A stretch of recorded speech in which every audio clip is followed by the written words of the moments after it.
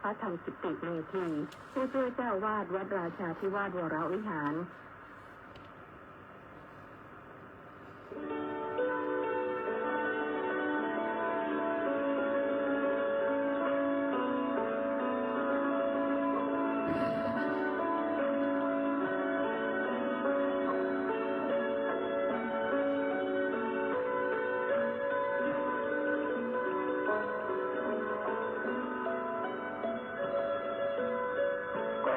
เชิญชวนมาฟังธรรมนำชีวิตขัดเกลาจิตบริสุทธิ์ผุดผ่องใสเสริมปัญญาบารมีให้จิตใจสุขสดใสเมื่อได้ธรรมนำชีวารายการพุทธานุภาพจัดสรรให้คำบรรยายจากคัมภีร์มีคุณค่าไม่ต้องค้นไม่ต้องอ่านให้เมื่อยตาได้เวลาพร้อมเชิญเปิดรับฟังฟังธรรมจบแล้วสงบจิตสักครู่สำรวจดูจิตของตนก่อนทุกครั้งจิตว่างแล้วจักหลับได้ทรงพลังสุขสมหวังพ้วนทุกท่านนิรันดร์เทอญ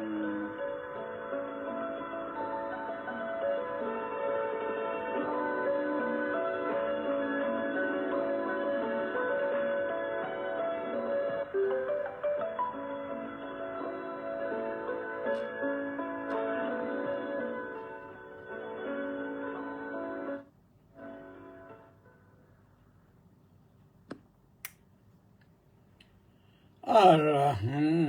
สัมมาสัมพุทโธภควา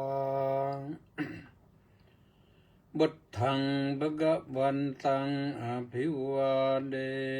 มิสวากขาโตภควตาธัมโมธัมมังนะมัสสามิสุปฏิปันโนภควโตสาวกสังโฆสังฆังนะมามิขอถวายความนอบน้อมแด่พระรัตนตรัย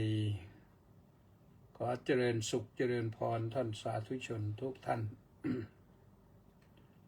วันพฤหัสบดีที่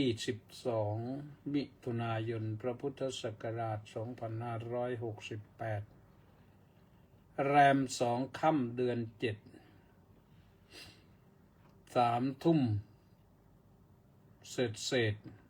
เป็นต้นไปมาฟังรายการพุทธานุภาพกับพระธรรมกิติเมธี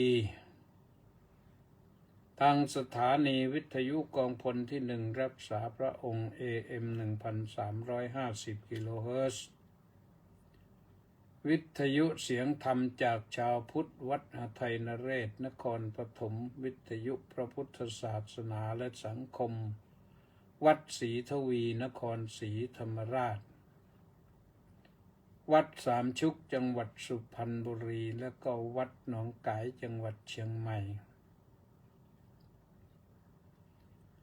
แล้วก็มีถ่ายสดไปทาง Facebook ไลฟ์ที่กิติเมธีฟังกันได้ชมกันดีวันจันทร์ถึงวันศุกร์เรามาสนุกในธรรมะกัน วันนี้อาตมาภาพก็ ภาคบ่ายออกจากวัดบ่ายโมงไปโน่นจังหวัด ไปปากท่อราชบุรี ไปที่สถาบันพระสังฆาธิการราชบุรีนะก็เมื่อก่อนก็เรียกหุบผาสวรรค์ตรงนั้น ไปถวายความรู้พระคุณเจ้า ผู้เป็นเจ้าอาวาสรองเจ้าอาวาสผู้ช่วยเจ้าอาวาสจำนวน110 รูปซึ่งรอรับฟังอยู่ที่นั่นเข้าคอร์สใช้เวลาตั้งแต่บ่าย 3:30 ไปถึง 5:30 เป้งเลย ไม่ขาดไม่เกินแม้แต่สักนาทีเดียวบรรยายจบถามท่านว่ามีข้อสงสัยอะไรบ้างไหมจะถามไหมท่านก็บอกว่ากระจ่างแล้วไม่ต้องถามอะไร110 รูปก็เลยไม่มีใครถามเสร็จแล้วก็รีบกลับมาวัดก็มาถึงสักอะไรทุ่มประมาณ50นะทุ่มประมาณ50ออกจากโน้น5:52 นาทีใช้เวลาประมาณ2 ชั่วโมงขาไปใน1 ชั่วโมงครึ่งขากลับก็2 ชั่วโมงรถมากหน่อยตามมาไปว่าด้วยเรื่องอะไรก็ไปว่าด้วยเรื่องเขากำหนดให้พูดเรื่องปัญหาสังคมและภัยพระพุทธศาสนา2 ประเด็นเชื่อมโยงกันให้แน่นให้ติดก็เชื่อมกันไปได้2 ชั่วโมงพรึบเดียวเสร็จแล้วก็รีบกลับอนุโมทนาชาอยู่นิดหนึ่งเสร็จนั้น5:30 พอดีแต่ว่าผู้ฟังสนใจขอเข้ามาถ่ายรูปขอถ่ายรูปสักประมาณ10 กว่าท่านต่างก็อยากมีรูปถ่ายร่วมด้วยก็ถ่ายก็ถ่ายว่าเสร็จแล้วก็ได้ออกกลับ วันนี้ต้องอนุโมทนากับโยมแปะนันทิการบริจาคปัจจัยเพื่อใช้ในกิจการอันสมควรแก่สมณะบริโภคมาก็ถือว่าถวายส่วนตัวเป็นใช้ในกิจอันควรแก่สมณะนะแล้วก็เป็นการทำบุญอุทิศให้น้าด้วยก็ขออนุโมทนาบุญนะแล้วก็อนุโมทนาบุญกับสุนทรเจนจบคุณสุนทรเจนจบนะและ FC แฟนคลับ FC 675 คนออนไลน์เข้ามาก่อนเปิดรายการอนุโมทนาสาธุการวันนี้พอกลับมาถึงวัดก็มีอุบาสกแมน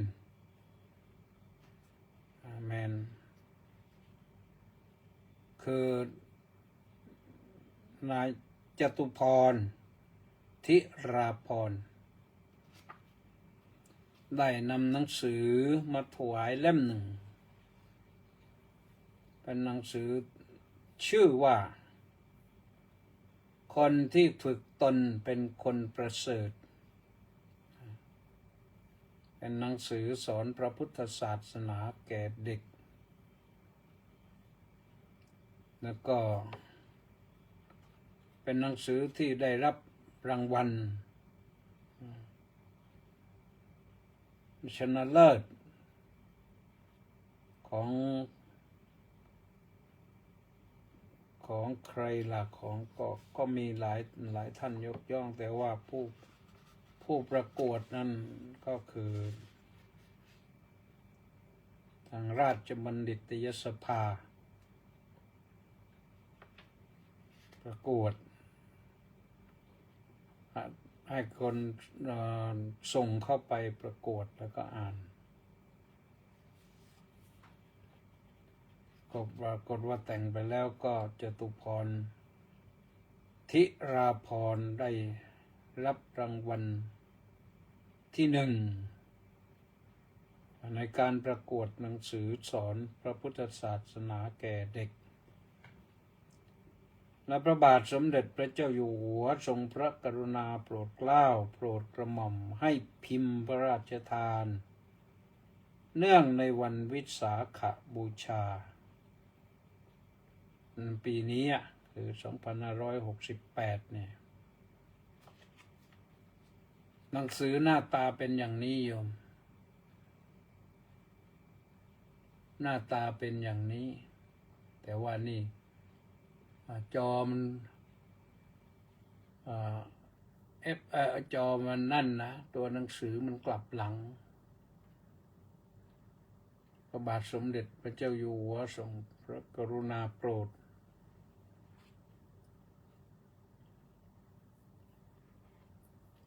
จำนวนหนังสือ60 หน้านะหนังสือไม่ใช่60 หน้าขอไป90 หน้าเป็นหนังสือพ็อกเก็ตบุ๊กก็เรียกว่า16 หน้ายกนะเนื้อหาน่าอ่านแต่ก็ไม่น่าอ่านสำหรับอาตมาเท่าไหร่เนื่องจากเขาพิมพ์มาตัวเล็กชอบอ่านหนังสือตัวโตๆเดี๋ยวนี้ถ้าตัวเล็กแล้วก็ไม่ค่อยอ่านเท่าไหร่นะก็มีเรื่องราวในตามสารบัญนะทางบทที่1ตั้งประเด็นว่าทำไมจึงต้องฝึกตนบทนำก็6 หน้าพอหน้า 7ไปถึงหน้า 16ถึงหน้า 15ทำไมจึงต้องฝึกตนบทที่2ว่าการฝึกตนคืออะไรหน้า16เป็นต้นไปถึงหน้า24บทที่3ว่าด้วยเรื่องถ้าไม่ฝึกตนจะเป็นอย่างไรหน้า25ถึง40ตรงนี้ยาวหน่อย25ถึง39แล้วก็ถึงบทที่4ฝึกตนแล้วประเสริฐอย่างไรหน้า40ถึง64บทที่5แนวทางของการฝึกตนหน้า65ถึง83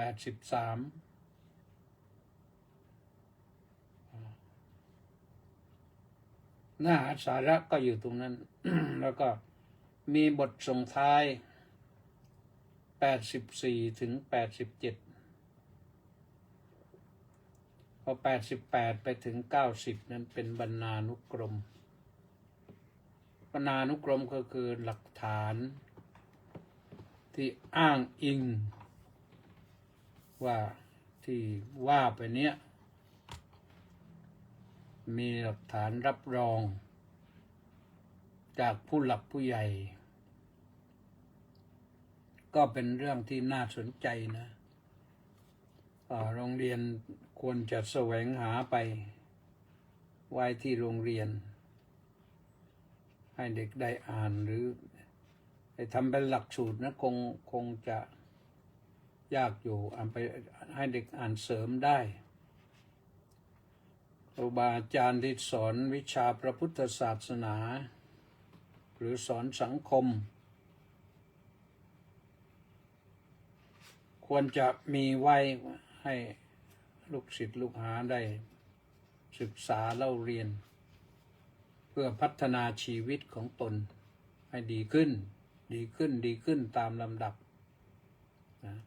เพราะฝึกตนนี่ฝึกให้ดีขึ้นนะจากที่ดีน้อยให้ดีมากจากที่ดีมากอยู่แล้วก็ให้ดีเยี่ยมดีมากเท่าไหร่ก็ดีเท่านั้นก็อนุโมทนาผู้เขียนด้วยอนุโมทนาที่ได้รับรางวัลชนะเลิศด้วยอนุโมทนาที่ได้รับพระมหากรุณาธิคุณโปรดให้พิมพ์เผยแพร่ด้วยแล้วก็มีคำนิยมจาก หลายๆท่านนะเขาอ่านแล้วเขาเห็นว่าเป็นหนังสือที่ดีนะไม่ยาวด้วยอ่านสักเอากันว่าสัก2 ชั่วโมงเต็มที่นะถ้าอ่านให้จบสัก2 ชั่วโมง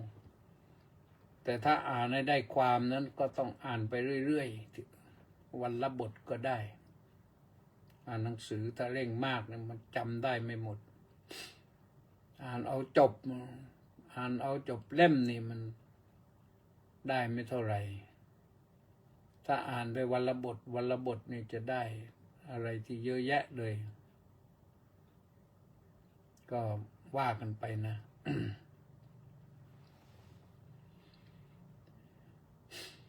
เนื้อหาสาระที่ไปบรรยายวันนี้2 ชั่วโมงถวายพระคุณเจ้าเป็นเจ้าอาวาสผู้ช่วยเจ้ารองเจ้าอาวาสผู้ช่วยเจ้าอาวาสเขานิมนต์มาทั่วประเทศเลยนะก็เขาว่าด้วยเรื่องปัญหาสังคมและภัยพระพุทธศาสนามันมีปัญหาอะไรบ้างมันก็มีปัญหาสังคมปัญหาหมดเศรษฐกิจก็เป็นปัญหาการเมืองก็เป็นปัญหาศีลธรรมก็เป็นปัญหาวิถีชีวิตก็เป็นปัญหาถามว่าจะเอาอะไรล่ะมาเป็นประเด็นก็ต้องยกขึ้นมาแต่ละข้อไปเราตั้งใจจะทำบางอย่างแต่ทำไม่ได้เพราะมันมีปัญหา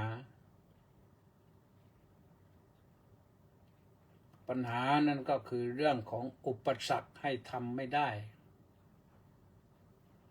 แต่ปัญหาภายนอกนั้นบางอย่างก็ต้องทิ้งไป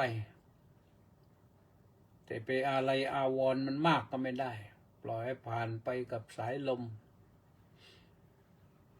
ก็สำคัญก็คือปัญหาภายในเราต้องแก้นะเราต้องแก้ต้องป้องกันปัญหาทุกอย่างถ้าเราเตรียมตัวให้พร้อมก็ป้องกันได้นะ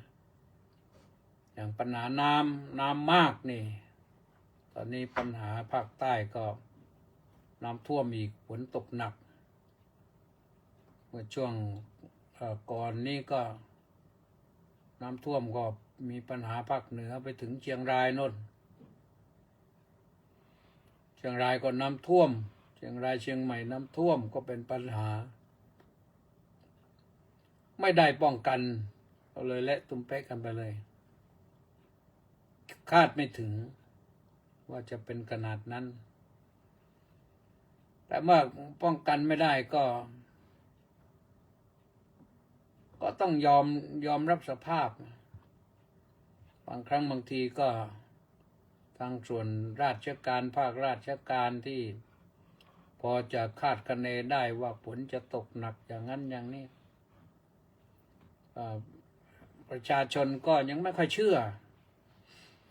หรือเชื่อแต่เชื่อว่าไม่ถึงขนาดนั้น แต่มันแรงขนาดนั้นนะก็ต้องผลสุดท้ายก็ต้องยอมรับสภาพนั่งกินน้ำตากันนะเพราะว่าทรัพย์สินเสียหายหมดไม่รู้จะทำอย่างไรคนที่ทำใจได้ก็ทำได้ทำใจไม่ได้ก็นั่งโศกเศร้ากันนะนี่นั่งฟังข่าวมาตะกี้ว่าทางสงขลาปัตตานียะลานราธิวาสเป็นนู่นหนักอีกฝนตกหนักอีกไม่รู้หนักขนาดไหนก็หนักกันไปก็ระมัดระวังก็แล้วกันนะต้องไม่ประมาทพระพุทธเจ้าสอนว่าต้องไม่ประมาทมีสติเข้าไว้ไม่ประมาทแล้วก็จะป้องกันได้ภัยนะมันมาทุกรูปแบบมาบนฟ้าก็มาในทะเลก็มาภูเขาก็มาภัยแผ่นดินไหวภัยน้ำทะเลขึ้นหนุนมาเป็นสึนามิฝนจากฟ้าก็น้ำท่วมไปจากลมอีกไปจากไฟอีกไปจากยานพาหนะอีกเมื่อตะกี้นี่ได้ยินข่าวว่าแอร์อินเดียตกอีกแต่ว่าตกในอินเดียนั่นแหละทางสถานกงสุลก็ชี้แจงมาแล้วว่าไม่มีชื่อผู้โดยสารเป็นคนไทย200 กว่าชีวิตเนี่ยไม่รู้จะเหลือบ้างหรือเปล่าหรือเสียชีวิตหมดเรียบเครื่องขึ้นจากอินเดียจะบินไปยุโรปเครื่องตกเสียก่อนนั่นก็เป็นปัญหาเหมือนกันนะไม่เดินทางก็ไม่ได้แต่คนเดินทางก็ต้องยอมเสี่ยงภัยก็เป็นเรื่องธรรมดานะที่ต้องเสี่ยงกันไปคือว่าถ้าไม่มีคนกาลกินีอยู่ในเครื่องมันก็ไม่เป็นไรไม่มีเหตุอุบัติเหตุมันก็ไม่เป็นไรกัปตันหรือไพลอตนั่นเขาก็หวังจะพาผู้โดยสารไปถูกเป้าหมายปลายทางทราบข่าวว่าในเครื่องลำนี้ลูกเรือก็ตั้ง12 คนไม่บอกว่า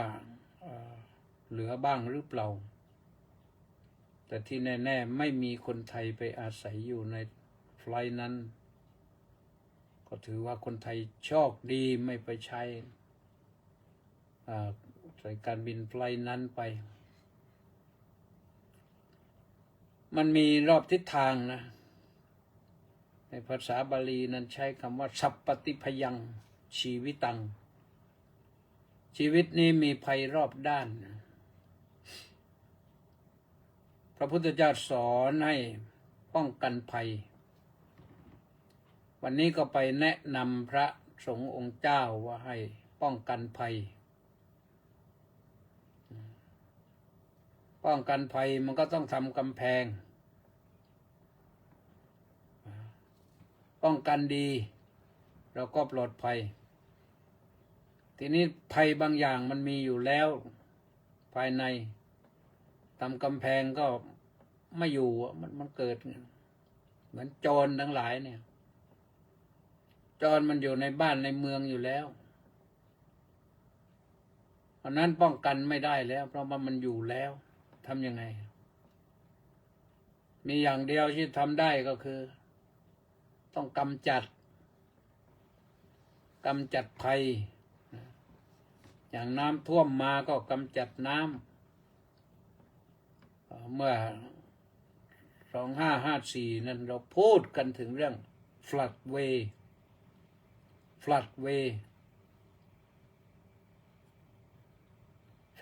ก็คือทางน้ำไหลทางระบายน้ ก็ทำเป็นคลองใหญ่ๆนะอย่างเช่นถ้าไม่ให้น้ำมาท่วมกรุงเทพอย่างเนี้ยก็ต้องไปทำฟลัดเวย์แถวไหนปทุมธานีนะแล้วก็พาน้ำไปลงบางปะกงบ้างไปลงอะไรบ้างทำเป็นคลองไป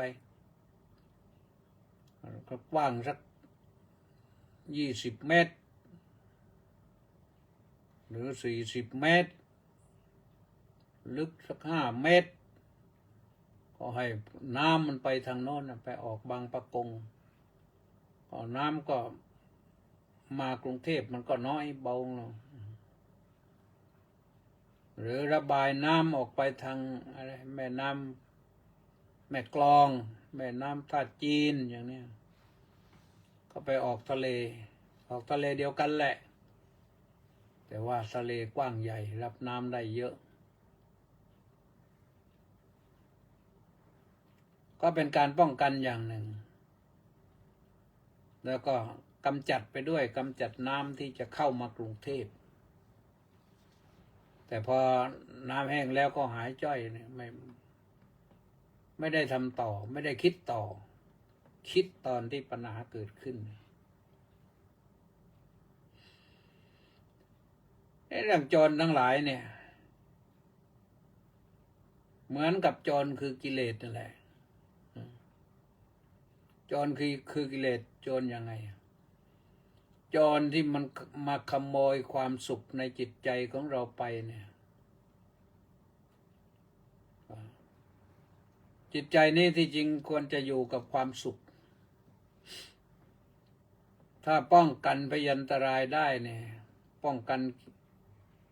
อารมณ์ภายนอกได้ไม่ให้เข้ามารบกวนจิตใจเนี่ยจิตใจก็จะอยู่สงบจิตใจอยู่สงบก็จะพบความสุขถ้าหากว่ามันมีกิเลสมาแอบอยู่ภายในจิตใจแล้วจะเป็นกิเลสอะไรก็แล้วแต่เรื่องความอิจฉาเรื่องความริษยาเรื่องความโกรธเรื่องความอาฆาตเกลียดแค้นที่มันคุกรุ่นอยู่ในใจหรือเรื่องความโลภความอยากได้ความอิจฉาริษยาความไม่รู้จักพอเพียงไม่รู้จักพอประมาณเนี่ยอยากไม่มีลิมิตไม่มีจำกัดไม่มีขอบเขตอยากได้ไม่หยุดเนี่ยมีแล้วก็ไม่พอจะเอาอีกหาให้มันได้อีกมีบ้านราคา10 ล้านเนี่ยยังอยู่ไม่มีความสุขต้องซื้อ40-50 ล้าน100 ล้านมันก็เรียกว่าอันนั้นเรียกว่าโจรคือกิเลสโจรความอยากได้มันมาปล้นความสุขในจิตใจเพราะว่าถ้าจะมีบ้านราคา10 ล้านแล้วแต่ไม่พอใจอยากได้มีบ้านราคา50 ล้าน100 ล้านอย่างเนี้ยเงินมันพอหรือเปล่าถ้าต้นทุนไม่พอก็เดือดร้อนนะได้แต่อยากอยู่นะนอนเป็นทุกข์อยู่นะถูกความอยากได้เผาผลาญจิตใจโอ้มันหนักนะท่านสาธุชนทั้งหลายมันลักษณะเดียวกันนะโจรที่เข้ามาปล้นบ้านเราโจรที่มาปล้นแผ่นดินเราชาติบ้านเมืองของเราเนี่ยนี่เราเห็นเนี่ยที่ทางฝั่งตะวันออกนี่ที่ปราสาทตาเมืองทมนี่ที่มันเกิดปัญหาขึ้นมาคนไทยคนสยามกับคนเขมรเนี่ยคนกัมพูชาเนี่ยอยู่กันมาสงบดีแล้วนี่ทำไปทำมามันก็เกิดอยากได้กันขึ้นมาพออยากได้ขึ้นมาจะให้ทำให้บ้านเมืองฉันมันต้องใหญ่โตต้องเท่านั้นเท่านี้อันนั้นต้องเป็นของกูอันนี้ต้องเป็นของกูอีกฝ่ายหนึ่งก็ยอมไม่ได้สิก็ครอบครองมานานแล้วก็เกิดปัญหาทะเลาะกัน ดีหน่อยที่เจรจาพอตกลงกันได้หน่อยถอยทัพหน่อย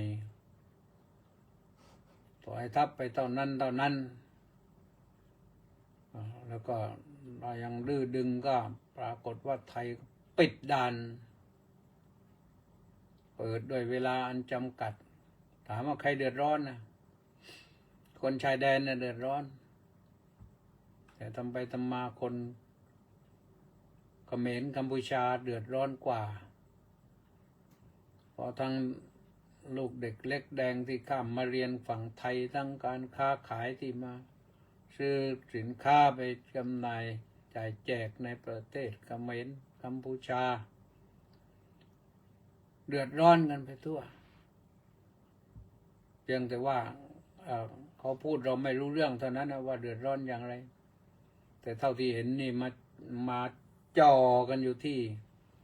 ชายแดนพอเปิดก็ตุ้มนั่นแสดงว่าเดือดร้อนพอสมควรแหละเห็นใจนะประชาชนชาวบ้านเนี่ยไม่รู้อินโนอินเนเขาปรากฏว่าอยู่ๆจะทำมาหากินหน่อยก็จะเอาเรื่องเอาราวกันให้มันเดือดร้อนกันไป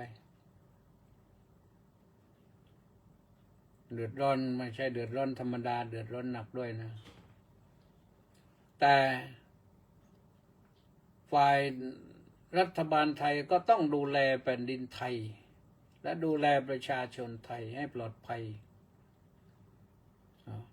คนให้ปลอดภัยแผ่นดินให้คงที่คงเส้นคงวาก็ทำให้อยู่สบายถ้าอยู่ปกติสุขไทยไม่รบใครอยู่แล้วตั้งแต่ไหนแต่ไรมา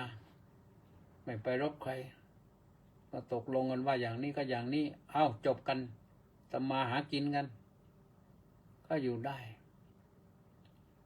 เอากันว่ามาที่ภัยกิเลสที่มันเกิดขึ้นในจิตใจนี่มันต้องอย่างเดียวโยมต้องกำจัดออกไปขจัดขัดเกลาจิตใจให้สะอาดอย่าให้โจรมันมาปล้นความสุขทางจิตใจไปเสียถ้าปล่อยให้กิเลสมันรุมมาตุ้มมาครอบครองจิตใจเราแล้วเราจะมีชีวิตอย่างมีความสุขไม่ได้เลยนะมีความสุขไม่ได้เลยนอนเป็นทุกข์อยู่นั่นแหละพวกราคะโทสะโมหะพวกตัณหาพวกพยาบาทต่างๆเนี่ยกิเลสทั้งนั้นต้องกำจัดออกไปสิ่งที่เราเห็นอยู่เนี่ยนะเรื่องความอยากได้ความละโมบโลภมากไม่มีประมาณเนี่ยอันนี้ต้องกำจัดนะชีวิตต้องการให้มันต้องการตามพอดีคนทุกคนอยากได้นั่นแหละแต่อยากได้เลี้ยงชีพกับอยากได้สมบัติมากองมันก็ต่างกันอยากได้เป็นของตนเองและไม่อยากให้เพื่อนมีด้วยอันนี้มันจะหนักนะมันหนักหนาสาหัสเพราะฉะนั้นนะท่านสาธุชนทั้งหลายอย่าเลยอย่าปล่อยให้โจรมันมาปล้นความสุขของเราไปเลยจงรีบกำจัดภัยคือโจรภายในมันเป็นสิ่งเลวร้ายต้องกำจัดสถานเดียวพูดแต่เบาหน่อยก็คือต้องชำระชะล้างต้องเคลียร์อย่าให้จิตใจนี้มันสกปรกมันเป็นโจรเป็นเสมือนโจรพระพุทธเจ้าเปรียบเหมือนโจรมันมาปล้นความสุขของเราไปเนี่ยเอาหนังสือเล่มเล็กที่เอามาให้ดูตะกี้เนี่ยก็ เป็นหนังสือที่เป็นแนวพัฒนาเด็ก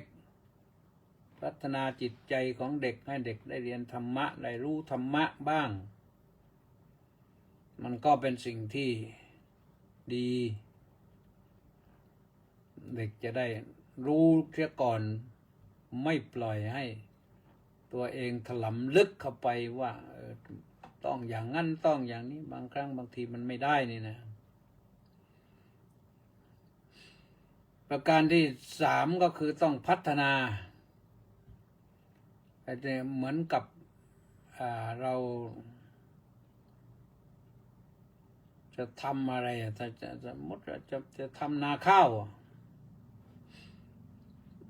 ทำนาปลูกข้าวนะหรือปลูกนาปลูกถั่วนาปลูกข้าวโพดอะไรก็แล้วแต่เลยเมื่อกำจัดวัชพืชพรวนดินเสร็จแล้วหว่านปุ๋ยหว่านอะไรแล้วก็หว่านพืชผักลงไปพืชพันธุ์ลงไป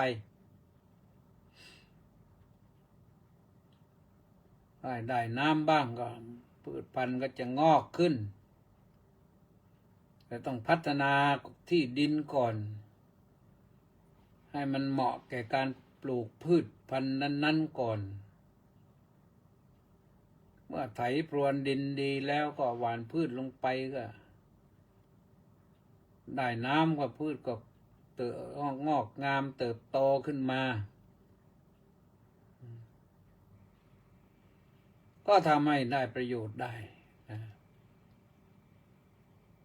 ถ้าพูดถึงจิตใจก็พัฒนาจิตใจพัฒนาจิตใจให้สูงขึ้นสูงขึ้นสูงขึ้นถามว่าพัฒนาอย่างไงพัฒนาจิตใจก็คือเอาธรรมะมาใส่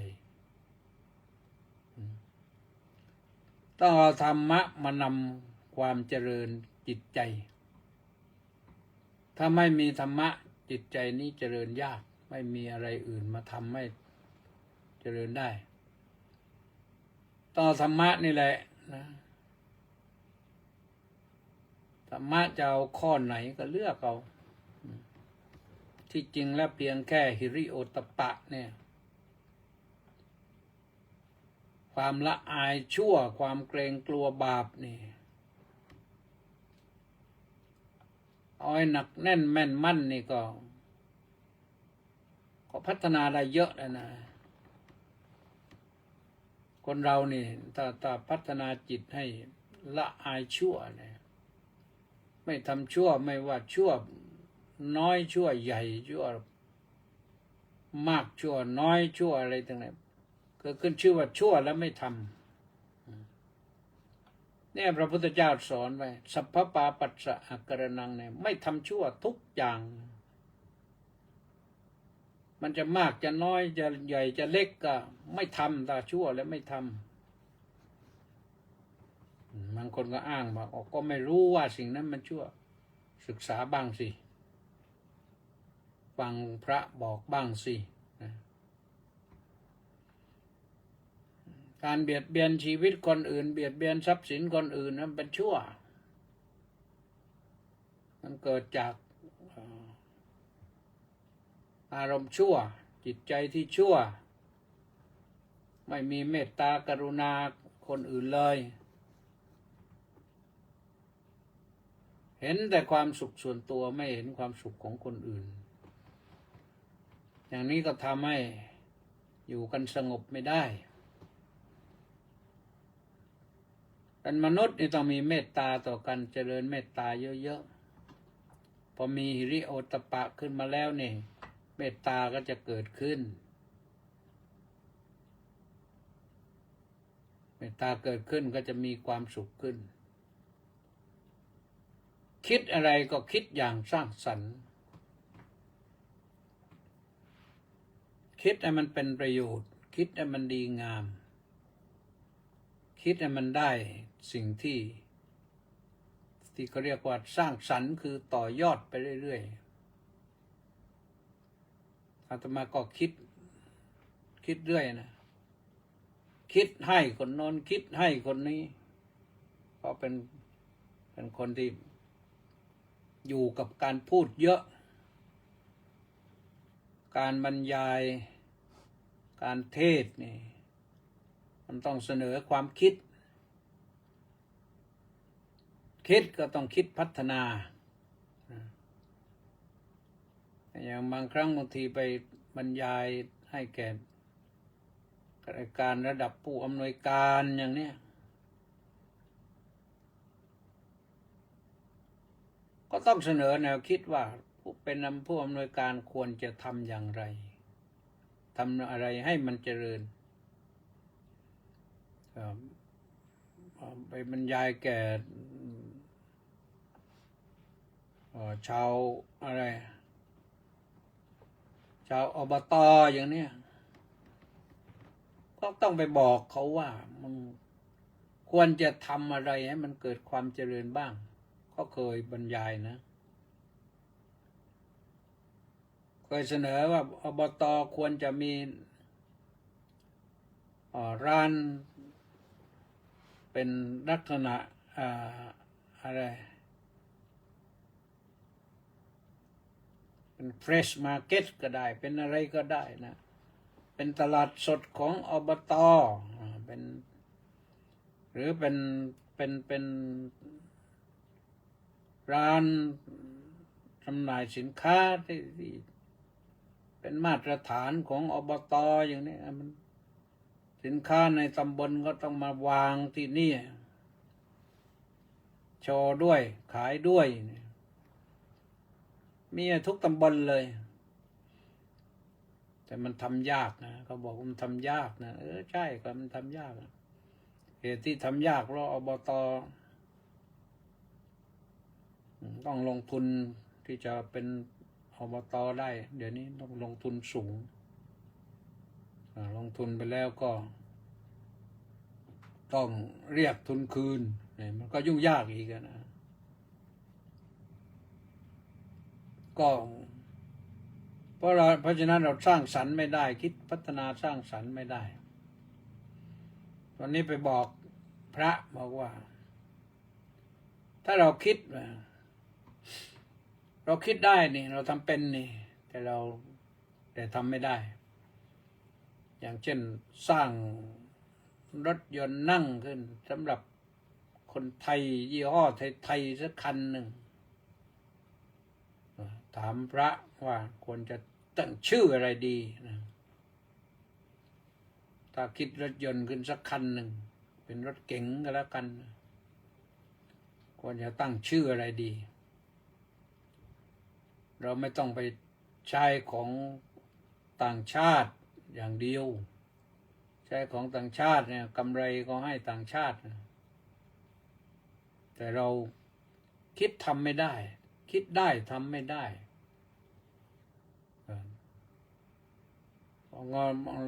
เงินต้นทุนสู้ไม่ได้มันต้องรัฐบาลอุดหนุน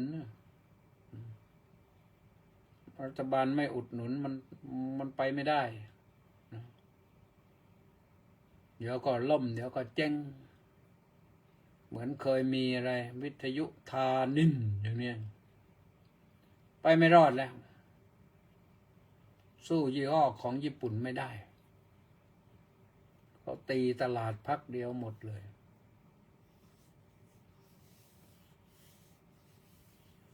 ผลสุดท้าย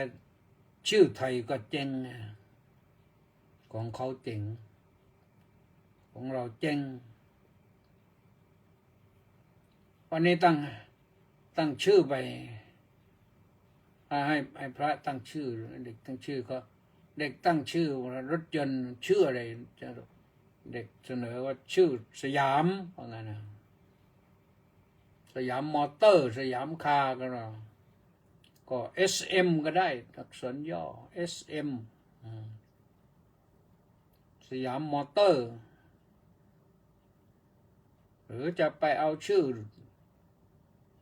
วีรบุรุษหรือชื่อนายกคนไหนก็ได้หรือชื่อในปัจจุบันนายกปัจจุบันเนี่ยใครคนไหนอนุมัติให้ตั้งชื่อให้สร้างโรงงานผลิตรถยนต์สำหรับคนไทยขึ้นมาขายราคาไม่ต้องคิดภาษีต่างชาตินะเอาแต่ภาษีคนไทยเนี่ย ก็น่าจะได้นะทำได้นะจะตั้งชื่ออะไร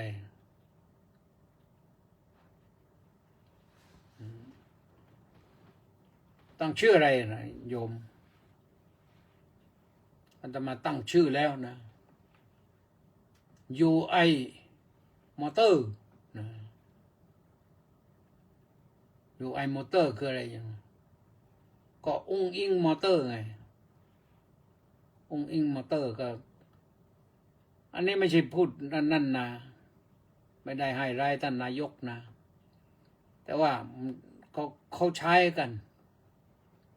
ถ้าทำอะไรขึ้นมาที่มันเป็นสิ่งที่จะให้คนได้ใช้ทั่วประเทศถ้าเป็นประวัติการนะก็ตั้งชื่อไว้ก็ไม่เป็นปัญหาสร้างสรรค์และสร้างเสริมต้องทำ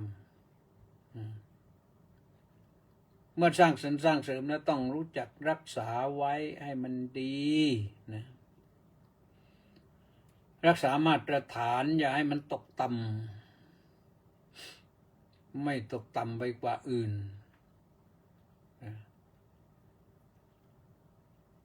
นี่ถ้าทำได้อย่างนี้มันเข้าลักษณะเข้าลักษณะธรรมคือประธานสี่ประธานคือความเพียรสี่อย่าง สังวรประธานปหานประธานภาวนาประธานอนุรักษณประธานมันก็ก่อให้เกิดความพัฒนาแล้วก็อำนวยประโยชน์สุขได้ป้องกันกำจัดพัฒนาอารักษ์เริ่มต้นที่ป้องกันโดยความมีสติโดยความไม่ประมาทถ้าภัยบ้านภัยเมืองภัยวัดภัยวาก็ต้องว่ากันอย่างนั้นถ้าภัยส่วนตนพระพุทธเจ้าสอนเรื่องนี้สอนเน้นที่ส่วนตนนะแต่เราต้องรู้จักเอาธรรมะมาบูรณาการเพื่อให้เกิดความเจริญถ้าไม่งั้นธรรมะก็จะอยู่แต่ในพระไตรปิฎกพิมพ์พระไตรปิฎกกันชุดแล้วชุดเล่าแต่ว่าพัฒนาคนไม่ค่อยได้พัฒนาเมืองไม่ค่อยได้ซึ่งเคยได้ยินว่าญี่ปุ่นเนี่ยคนญี่ปุ่นเนี่ยเขานับถือศาสนาพุทธนี่70-80%เหมือนกันนะแล้วก็ทำงานวิจัยเอาคำสอนในทางพุทธนั่นแหละไปต่อยอดพัฒนาบ้านเมืองเขาพัฒนาเศรษฐกิจสังคมพัฒนาไปในทางอุตสาหกรรมทำได้ส่วนพัฒนาคนก็พัฒนาไป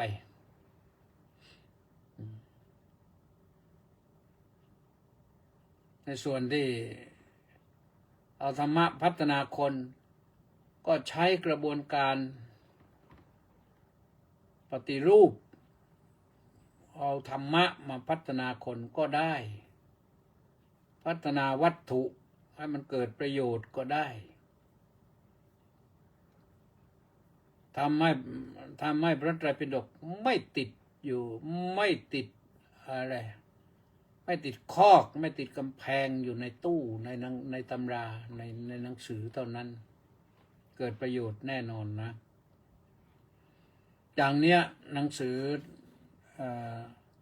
คนที่ฝึกตนเป็นคนประเสริฐเนี่ยหนังสือสอนพระพุทธศาสนาแก่เด็กนี่ดีคนที่มีความรู้ช่วยกันทำมีเวลาด้วยก็ทำให้มันได้ดีเป็นประโยชน์แน่นอนนะเอาละท่านสาธุชนทั้งหลายนี่ก็เป็นแง่คิดมุมมองประเด็นหนึ่งเอาสถานการณ์เก่าใหม่มาว่ากันสรุปว่าถ้าเอาธรรมะมาใช้แล้ว นำความเจริญนะมันก็ทำให้คนก็เจริญได้ บ้านเมืองก็เจริญได้ ด้วยประการฉะนี้นะท้ายรายการก็ต้องอ่านนะต้องอ่านรายชื่ออนุโมทนาทุกท่านนะวันนี้มณีแสงจันทร์มาถึงก่อนใครสาธุสาธุนะพระครูสุนทรศรีละกุลวัดหัวเกาะรุ่งปากพนังสาธุสมศรีลักษณะวิราชสาธุมณีแสงจันทร์บอกว่าน้องกราบนมัสการสาธุสาธุสาธุเจ้าค่ะสาธุสมศรีก็บอกว่าน้องกราบนมัสการสาธุสาธุสาธุเจ้าค่ะ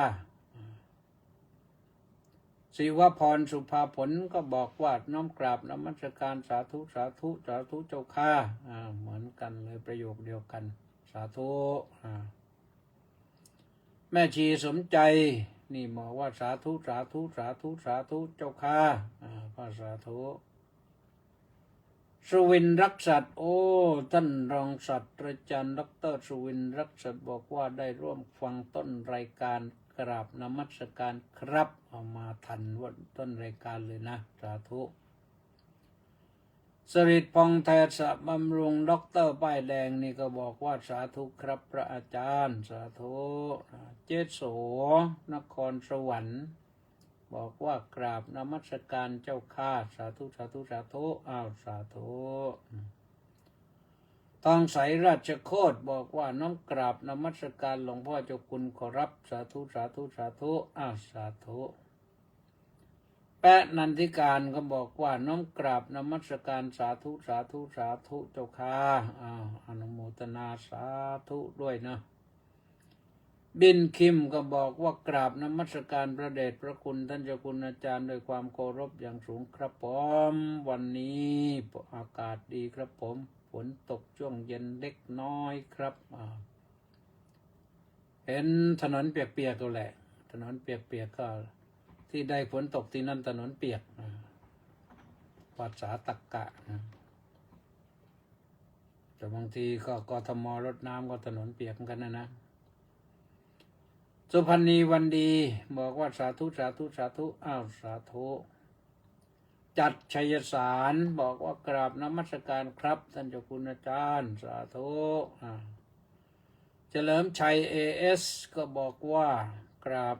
ถวายความเคารพอย่างสูงครับสาธุเล็กวังบุรพานุกูล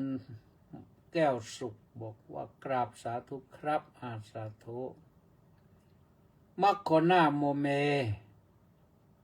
มีแต่บอกว่ากำลังรับชมอยู่สาธุป้าจ่ายจินดาบอกว่าน้อมกราบสาธุสาธุสาธุเจ้าค่ะสาธุเกษราพรหมมาศก็มาวันนี้ขอกราบนำด้วยความเคารพเจ้าค่ะท่านสาธุทิติพองนามวงกราบนมัสการครับกระผมสาธุกิมอินบุญท่านก็บอกว่ากราบนมัสการเจ้าค่ะสาธุสาธุสาธุสาธุเจ้าค่ะสาธุมีใครอีกไหมสมศรีนั้นมาเป็นแถวนะรังสรรค์ทองสร้อยบอกว่าน้อมกราบนมัสการถวายความเคารพพระเดชพระคุณท่านเจ้าคุณด้วยความเคารพอย่างสูงครับน้อมกราบนมัสการสาธุสาธุสาธุครับสาธุแล้วก็นิพนธ์ลักษณะวิราชบอกว่าน้อมกราบนมัสการพระคุณท่านสาธุสาธุครับนี่ภาษาภูเก็ตนะแล้วก็แมนวอล์กกราบสาธุครับเจดาพาเพลินสุชาดากราบสาธุค่ะเวลาจะหมดแล้วแมนธีรพรก็บอกกราบนมัสการสาธุครับจันทภาดีรัศมีก็บอกว่าน้อมกราบสาธุค่ะสาธุต้าสิทธิมงคลนมัสการสาธุครับก็อ่านทันหมดเวลาพอดีนะพบกันใหม่วันพรุ่งนี้สุขสวัสดีเถิด